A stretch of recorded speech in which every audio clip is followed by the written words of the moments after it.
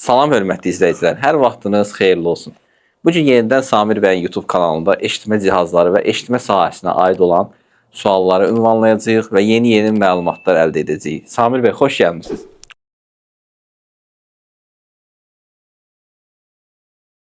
Xoş gördük. Mən də salamlayıram sizi, tamaşaçıları. Yenidən sizi görməyimizə şadıq və bu gün eşitmə cihazları və eşitmə sahəsinə aid olan yeni suallar ünvanlayacağım sizə. İzləyicilərimizi də maraqlandıran və onlara məlumat xarakterli, faydalı olacaq suallarımız olacaq ümidvaram. Samir bəy, sualımız bundan ibarətdir ki, eşitmə cihazı istifadə etməli şəxslər əgər bunu təxirə salsalar və bu cihaz almaq, cihazdan istifadə etmək müddətini uzatsalar, hansı problemlərlə üzləşə bilərlər? Çox gözəl sualdır. Bu praktikada çox qarşılaşmışıq biz belə şeylə. İnsanlar ertələyirlər. Sonra gələrəm, sabah gələrəm, 3 ay sonra gələrəm, imkan yoxdur, pul yoxdur. Amma mən sizə onu deyim ki, gecikdirdiyiniz hər bir gün sizin əleyhinizə işləyir. Bu o demək deyil ki, hər gün 1%, 3%, 5% eşitmə azalır. Xeyr. 6 aydan sonra, 1 il, il yarımdan sonra o dərəcəni itirdiyiniz rəqəmi, bu gün məsəl üçün neçə faiz eşitmə itkiniz var? 35%, 40%, 45%. O rəqəmi 1 ildən sonra, il yarımdan sonra, təkrar müayinədən sonra oralarda görməyəcəksiniz. O yerdə görməyəcəksiniz. Zəifləyə gedəcək. Məndən həmişə soruşurlar ki, 1 ilə nə qədər zəifləyə bilər? Deyirəm, bilmirəm. 1 il ərzində siz nə qədər əsəbləşirsiniz, nə qədər stres yaşayırsınız, nə qədər təzyiqiniz qalxır, nə qədər şəkəriniz varmı, yoxmu, nə qədər antibiotik vurdurursunuz, il ərzində nə qədər xəstələnirsiniz. Bax, bunların hamısı eşitmənin faizinə təsir göstərir. Yəni, zəifləmənin faizinə təsir göstərir. Ona görə mən deyirəm ki, gəlmişkən bu cihazları əldə edin. Niyə? Çünki eşitmə cihazı taxan andan etibarən eşitmənin səviyyəsini orada saxlayır və eşitməni 100%-ə qaldırır. Zəifləməyə də qoymur. Məntiqlə də.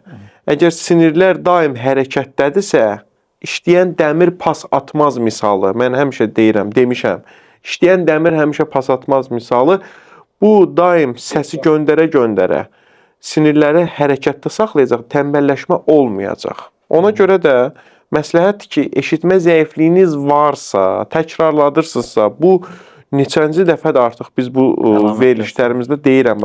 Sözləri təkrarladırsınızsa, var sizdə eşitmə zəifliyi. 200 nəfər danışanda səs gəlir, ayırd eləyə bilmirsinizsə, var sizdə eşitmə zəifliyi.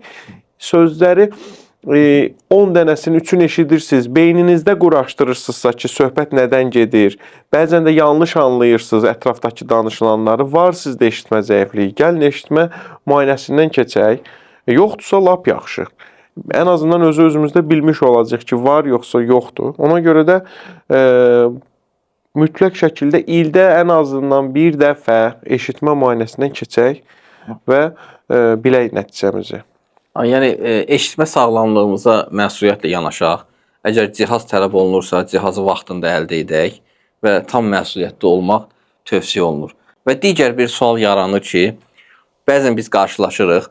Məsələn, pasiyent gəlir eşitmə müayinəsinə, eşitmə müayinəsi həyata keçir və cihaz onun üçün labüd olduğu anlaşılır. Sonraki mərhələdə isə deyir, xeyr, mən cihazı sizdən əldə etməyəcəyəm. Məsələn, özüm əldə edəcəyəm, hansı bir xarici ölkədən gətirəcəyəm. Ondan sonra elə olur ki, pasiyent yaxınlaşır ki, yox, bu cihazı nastroykada etdim, amma yenə də keyfiyyətli eşidə bilmirəm. Sanki biraz qeyri-peşəkarlıq hiss olunur, qeyri-peşəkar bir yanaşma kimi alınır. Yəni, bu şəxslərə tövsiyəniz nə olar? Xaricdən alınan cihazlara xüsusilə son 2 ildə mən bunu hiss eləmişəm, yəni özüm də görürəm, siz də özünüz də baxa bilərsiniz, tamaşaçılara da deyirəm. Eşitmə cihazı almaq istəyənlərə, istifadə etmək istəyənlərə tövsiyə xarakterli deyirəm. Çinin ən başda gələn 2-3 dənə onlayn satış saytı var. Ən başdakını siz bilirsiniz, yəni ki, ad çəkməyəcəm. Orada demirəm, saxtadır, orada nə bilimsə, xeyr. Bu bizim satdığımız cihazların 70-80% orada satışda var.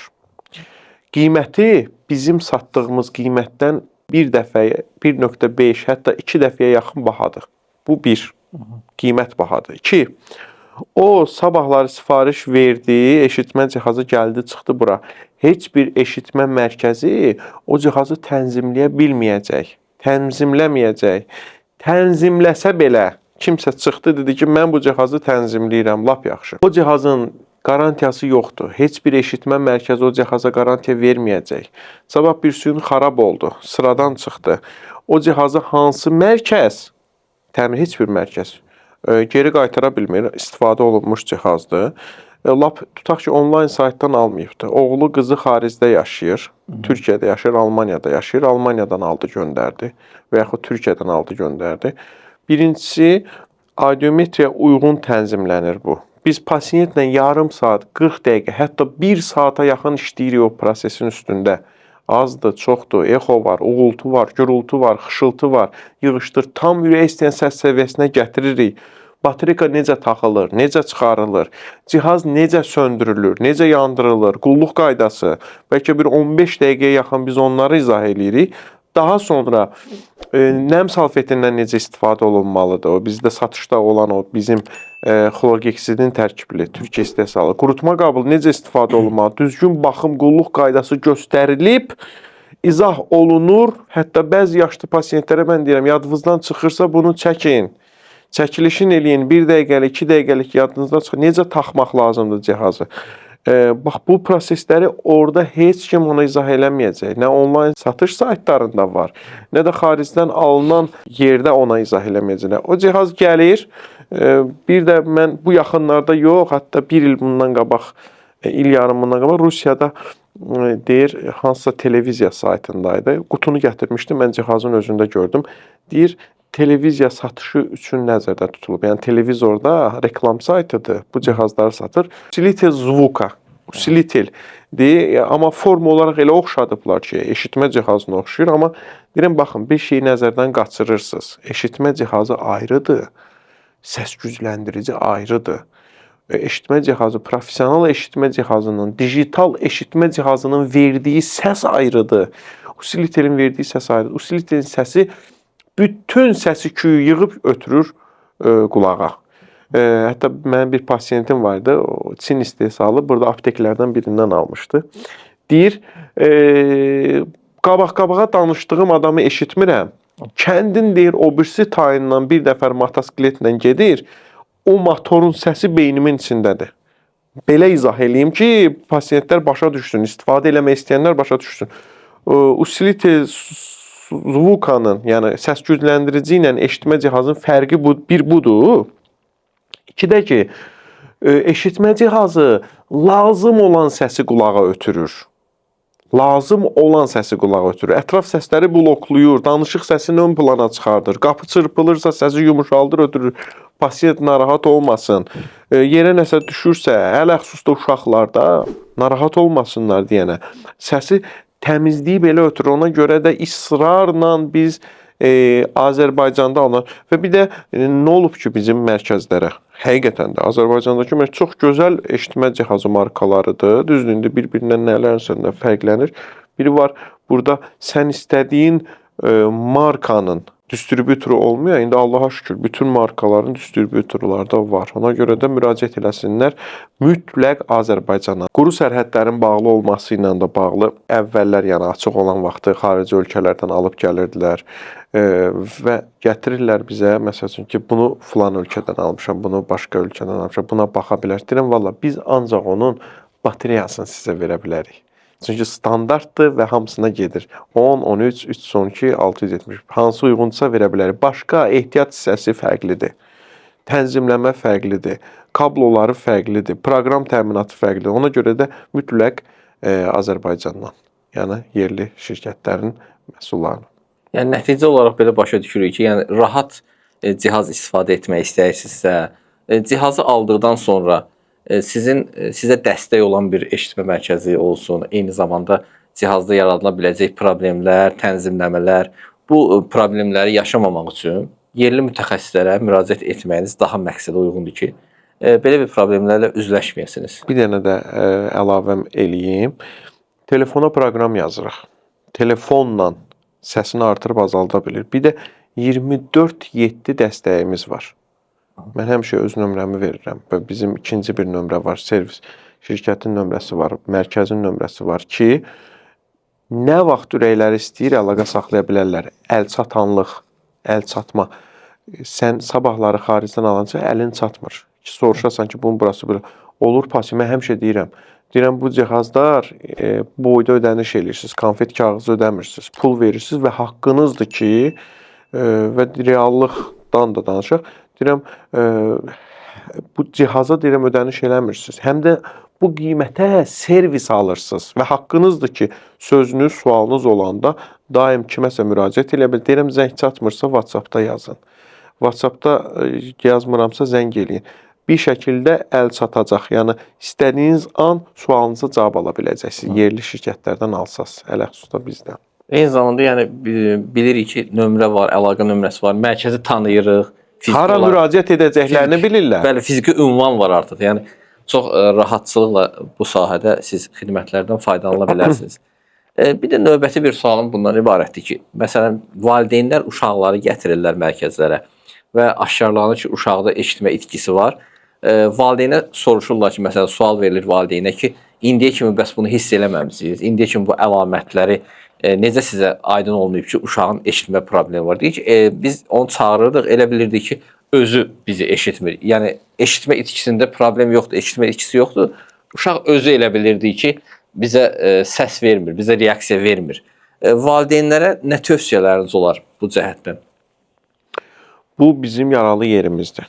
Bizim dəfələrlə qarşılaşdığımız bir problemdir. Deyir ki, ətrafdan da soruşduq. Nənəsi, babası dedi ki, uşaqdır, diqqətsizdir. Uşaqların hamısında var. Bu dəqiqə televizor, telefon bütün uşaqların fikrini özünə cəmləşdirdiyinə görə biraz reaksiya gecikir və yaxud 2 dəfə, 3 dəfə çağırsa reaksiya. Ona görə normal haldır. Xeyr, normal hal deyil.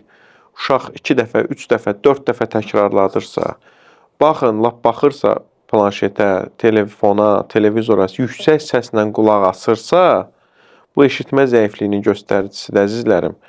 Bu yaxınlarda bir pasiyent gəlib, uşaq 6 yaşı var, 6 yaşa keçəcək, 5 yaş yarımdır, uşaq danışmır. Mən soruşuram ki, bəs indiyənə qədər heçmi siz bilmədiniz bu uşağın eşitmə zəifliyini? Yəni, anası, sən bütün günü bu uşaqla bir yerdəsən də, bu yerə nəsə çırpıldı, televizorun xodunu çox verdilər, gecə biraz yüksək səslə danışdıq, bu durmadımı, oyanmadımı, reaksiya vermədimi, deyir, verir deyə bilirdik. Atasına deyirdim, atası deyirdi ki, əşim, mən də 6 yaşında danışmışam, danışacaq. Ay, qurban olum sizə, ay başınıza dönüm. Uşağın 6 yaşında, sənin 6 yaşında danışmağın, sənin övladının da 6 yaşında danışacağı anlamına gəlmir. Sən 6 ildir uşağı səsdən məhrum eləmirsən. Həmən uşaqda 75% hər iki qulağında eşitmə zəifliyi çıxdı. 75% ciddi bir rəqəmdir. Uşaq 6 yaşından sonra uşaq başlayacaq təzədən söz öyrənməyə. Söz bazası yaranmağa ki, ata, ana, nənə, baba, hansı ki bu uşaq 2 yaşından, 2 yaş yarımından 3 yaşına başlamalı o sözləri artıq deməyə. O bizdə bir sözə qığıldanmağa başlamalıdır. Evet. Bax, bu prosesləri siz təzə başlayacaq 6 yaşından sonra bu nə vaxtda o prosesləri öyrənə, bu neçə il surdoloq, logoped yanına gedə, bunun sinirləri hələ 2 ay ərzində özünü toparlaya, düzdür. Var o eşitmə yəni eşitmə itkisinə gedən eşitmə cihazları, uyğun olan eşitmə cihazları tənzimləyirik, taxırıq qulağına, amma nə qədər də acı reallıq olsa o pasiyentlər gecikmiş olurlar. Demirəm proses tamamilə bitib, yəni artıq əlimizdən heç nə gəlmir. Təmin eləyirik eşitmə cihazı ilə, amma gecikmiş olurlar. Yəni bu uşaq əgər bundan sonraki periodda mütəmadi şəkildə məşğul olsa, 8, 9, 10 yaşında bu normal həyata qaytara bilirik. Bəs bunun gecikmiş həyatı, gecikmiş söz bazası, bəs bunları kimin boynuna yazaq? Ona görə də xahiş edirik biz, tələb edirik, rica edirik pasiyentlərdən, valideynlərdən. Yoxdur, lap yaxşı. Bu yaxınlarda mənim bir tanışım mənə müraciət elədi. Dedi ki, şübhələnir uşağın eşitmə zəifliyini. Dedim, onu dərhal bera testinə gətirin. Bəs biz istəmirik uşağı narkoz verək. Deyirəm, ay başınıza dönüm.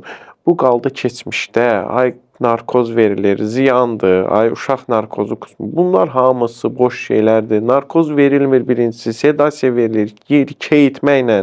Yəni bu hallarla eşitmə testi olunur. Gətirdi sağ olsun, o da düşdü işin üstünə. 3 yaşı var uşaq.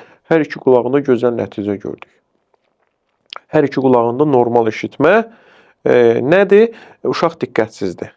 Nerv patologiyandan, nerv patoloqda 1-2 dənə diqqət əskiliyi üçün nəsə indi proseslər falan. Ondan sonra lap yaxşı, sevindirici bir haldır ki, valideyn özü də sevindi. Amma ona verdiyi pula da dedi dəydi. Yaxşı ki dedi o pulu verdim. Mən öz neçə dedi, həftə idi ki mən bunu fikirləşirdim. Bugün gətirim, sabah gətirim, bugün. Bax bunların rahat olmağınız üçün, uşağın da gələcəyini fikirləşirsinizsə, düşünürsünüzsə, mütləq eşitmə müayinəsindən keçək. Yəni belə başa düşürük ki, nitq formalaşır eşitmə əsasında. Yəni əgər uşağınızda eşitmə problemi varsa, dərhal müraciət etməlisiniz mütəxəssislərə. Əks halda uşağınızın nitqində və gələcək həyatında ciddi problemlər yarana bilər. Mən bəzən deyirəm ki, bir videomuzda da danışmışam o haqda. Deyirlər ki, bəs qulaqla eşidirəm, qulaqla eşitmirsiniz. Eşidən beyindir. Qulaq sadəcə səsi ətrafdan alan mikrofon kimidir. Alıb işləyir, beyinə ötürür. Eşidən beyindir. Beyni tənbəlləşdirir yaxı. Beyin eşitmədikcə tənbəlləşir, insan özünə qapanır. Ünsiyyətdən çəkinir. Bax, bunların da olmaması üçün biz niyə beyni yormalıyıq? Niyə beyin bütün günü enerjini sərf eləməlidir eşitmək üçün? Kim nə dedi, nə danışdı, necə oldu bu proses? Günün axırında yorğunluq, baş ağrısı, süstləşmə. Bəs bu problemlər niyə özümüzə əziyyət veririk? Niyə beynimizə əziyyət veririk? Bax, bu proseslər. Növbəti sualımız bundan ibarətdir ki, 50-60 yaş arası pasiyentdə eşitmə cihazını əldə edib və hal-hazırda cihaz istifadəçidir. Onun yaxınları, ailə üzvləri hansı qaydalara əməl etməlidir? Onunla necə davranmalıdır? Bu da gözəl sualdır. Pasiyentlərimizin hamısını mərkəzdə eşitmə cihazı təqdim eləməmişdən qabaq demo eşitmə cihazlarından test edirik. Ətraflı danışacağam. Demo eşitmə cihazlarından test edirik, yoxlayırıq. Bəzən pasiyent deyir ki, eşitmirəm, uğultu gəldi, xışıltı gəldi. Yox, eşidirəm, uğultulu eşidirəm, exolu eşidirəm, xışıltılı eşidirəm. Deyirəm ki, bəzən də deyir ki, yox, bu nədir, eşitmədim. Deyirəm ki, zəifləmə illərlə gedib deyənə, biz eşitmə cihazından 5 dəqiqəyə möcüzə gözləyə bilmərik. Taxdım, oldu anadan gəlmə, eşitməm düzəldi, oldu 100%, mən durdum, çıxdım, getdim, xeyr. Yaşlı pasiyentlər, ələxsusda yaşlı pasiyentlərə mən tövsiyə nə verirəm? Oğlu gətirir, qızı gətirir, atasını, anasını. Deyirəm ki, eşitmə cihazı aldı, bununla da bitmir. Birincisi bir aylıq proses var. Bunları da dəfələrlə danışmışıq biz videolarımızda. Birinci həftəni taxacaq 2 saat. Yavaş-yavaş, sakit şəraitdə, ev şəraitində. İkinci həftəni 4 saat, 8 saat, ondan sonra 12 saat. Bir ay bitdi mi? Bir ay ərzində bu pasiyentlə işiniz olmur. Eşitmə cihazı alır oğlu qızı atasına və ya anasına. Təzlənən bir də onu sıxır. Təkrar pasiyent yanıma gələndə pasiyentlər deyir ki, evdə mənə deyirlər ki, əşi nə oldu, sən eşitmə cihazı aldın da eşitmirsən, əşi nə oldu, sən aparat aldın da, nə oldu, niyə? Yoxluyurlar, test edirlər pasiyenti, 200 nəfər də, məni belə eşidir. Deyirəm, eləməyin. Zaten bu səsi 100%-ə qaldırır. Biraz zaman verin. Necə ki, diş taxılanda, protez olsun, yaxud qapaq deyilir, onu taxılanda, təzə ayaqqabı geyinəndə, təzə nəsə bir şey olan, yad bir cizimdir, istər-istəməz bizi narahat eləyirsə, eşitmə cihazı da elədir. Beyin səslərə 3 ay ərzində öyrəşir. Sıxmırıq. Mən həmişə deyirəm, pisdirsə, deyirəm, tax. Necə tax? Deyirəm, pisi ilə də, yaxşısı ilə də taxın. Əvvəl-axırı o səsləri, sinirlər o səsləri ram eləyəcək. Daha doğrusu səslər, göndərilən səslər o sinirləri ram eləyəcək. Sizə lazım olan öyrəşəcək. 90% pasiyentlər öyrəşirlər. 90% pasiyentlər öyrəşirlər. 5-10% pasiyent də var ki, xırda toxunuşlar eləyib, deyir, hər şey yaxşıdır, Səhər tezdən çayı qarışdırıram, qaşığın səsi düşür başıma. Hə, bilirik ki, incə qalın səslərdə oynayırıq və yaxud hər şey yaxşı deyir, bizim qapımızı döyəndə o səs düşür başıma. Yüksək səslərdən bir balaca azaldırıq, ondan sonra normal qaytarırıq. Sözünüzə qüvvət, sualınıza qüvvət, təkrar demə. Həmən ətrafdakı adamlar, eşitmə cihazı taxan pasiyentlərlə nə yüksək səslə danışsınlar, nə də sıxmasınlar o pasiyenti. Artıq mən həmişə demişəm, yüksək səslə danışanda o səs sizin başınıza düşəcək. Çünki təsəvvür edin ki, sizlə yüksək səslə danışıram bütün günü, gün boyu. Deyirəm, siz yüksək səslə danışsaz belə, eşitmə cihazı istifadəçisi sizə artıq yavaş danışmağınızı istəyəcək. Səsinizin tonunu aşağı salmağını istəyəcək. Bu bir. İkincisi də sıxmırıq. Öz axışına buraxırıq. Yavaş-yavaş. Hətta təkrarlatmanı belə vərdiş eləyib özündə. 2 aya, 3 aya o vərdişi də yığışdıracaq. Niyə? Çünki eşidir. Axırda deyəcək ki, o elə adam var, bir ay elə adam var. Mən niyə təkrar adıram, eşidirəm axı. Vərdişi belə yığışdıracaq. Ona görə də normal səs tonu ilə, yaşı nəzərə alaraqdan çox da ki, eşitmə cihazı istifadə edir. Sözləri aram-aram istifadə eləyib, daha doğrusu aram-aram deyib, bugün filan yerə gedək, bugün hara getmişdin, filan şeyi neçəyə aldın. Yəni tez-tez yox, beyni qarışdırmamaqla. Onsuz da 2 aya, maksimum 3 aya bu gəlib öz həllini tapacaq. Niyə həllini tapacaq? Rahatlıqla bunu da deyirəm. Hardan bilir? Təqdim elədiyimiz eşitmə cihazları, digital eşitmə cihazları çox keyfiyyətli eşitmə cihazlarıdır. Biri var 8 kanallı cihaz verək, biri var 6 kanallı cihaz verək. 16 dəfə səsi təmizləyib, filtrləyib beynə ötürən. Ələsus da uşaqlarda pediatrik eşitmə cihazı 48 dəfə səsi təmizləyib ötürən. Yəni biz cihazın gözəlliyinə, işlevsəlliyinə, işləyəcəyinə əmin olduğumuza görə bunları deyirik. Ona görə də yenə deyirəm, ilk növbədə sıxmasınlar pasiyenti, əsas məsələ. Buradan bu nəticəyə gəlirik ki, mütəxəssislər və mütəxəssis olaraq Samir bəyin də nəzəri budur ki, yəni həmin cihaz istifadə edən şəxsə biraz müddət tanıyın, adaptasiya müddətində ona dəstək olun. Bəli. Eyni zamanda bu müddəti aşdıqdan sonra, bu müddəti keçdikdən sonra artıq bu problemlər aradan qalxacaq və cihaz istifadə edən şəxs tam normal bir eşitməsinə qovuşacaqdır. Samir bəy, müxtəlif eşitmə cihazlarının istifadə edən şəxslər paralel olaraq hansı cihazları əldə etməlidirlər? Məsələn, televizora baxdıqda, yaxud telefonla danışdıqda hər hansısa bir köməkçi cihazları əldə etmək labüddürmü, mütləqdirmi, yoxsa həmin şəxsin öz ixtiyarına buraxılır? Həmin şəxsin öz ixtiyarına buraxırıq. Ev xanımıdırsa, təqaüdçüdürsə, evdar xanımdırsa, ev işlərinə məşğul olursa, bütün günü oturaq işdə işləyirsə və ya daha doğrusu oturaqdır, evdə oturursa, bu adamlara tətbiq vasitəsilə bəs eləyir, səsi artırıb azaltsın. Yox, əgər işləyir, dinamik iş rejimindədir, tədbirlər, zallar, iclaslar, çıxışları olursa, pultlar var. Pultlar vasitəsilə eşitmə cihazını idarə edə bilər və yaxud streamline miklər var. Biz tələbələrimizə ən çox onu məsləhət görürük. İndi onun yerinə Auracastlar əvəz eləyibdir. Auracastlar haqqında da növbəti videoda danışacağıq. Bu arada Auracastı ilk dəfə Frankfurt aeroportu tətbiq eləyib. Deməli, necə bir şeydir Auracast? Telefonla Bluetooth kimi hava limanına daxil olanda həmən qoşuluruq, həmən ada qoşuluruq. Bizim telefonumuz qoşulan kimi bizim eşitmə cihazımız da telefona bağlıdırsa, avtomatik bizim eşitmə cihazımız da o ada qoşulacaq, Auracast'a qoşulur.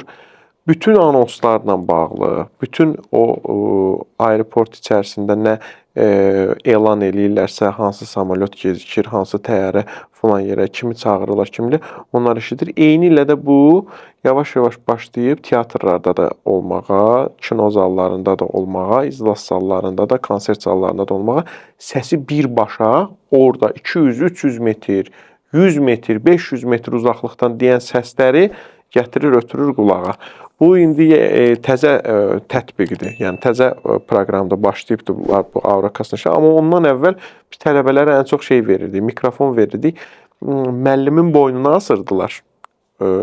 Auditoriyada 100-150 şagird, 70 şagird, 80 şagird istər-istəməz 10 minlikdə eşitmə cihazı olsaydı, 8 minlikdə cihaz olsaydı, bu məsafədən o müəllimi eşidə bilməz. Eşidə bilsə də yarısını eşidir, yarısını eşitmir. Ona görə də öncədən gətirir, çıxış eləyən müəllimin qarşısına qoyur və yaxud boynundan asır o mikrofonu. Müəllimin dediyi avtomatik sinxron şəkildə uşağın qulağına ötürülür.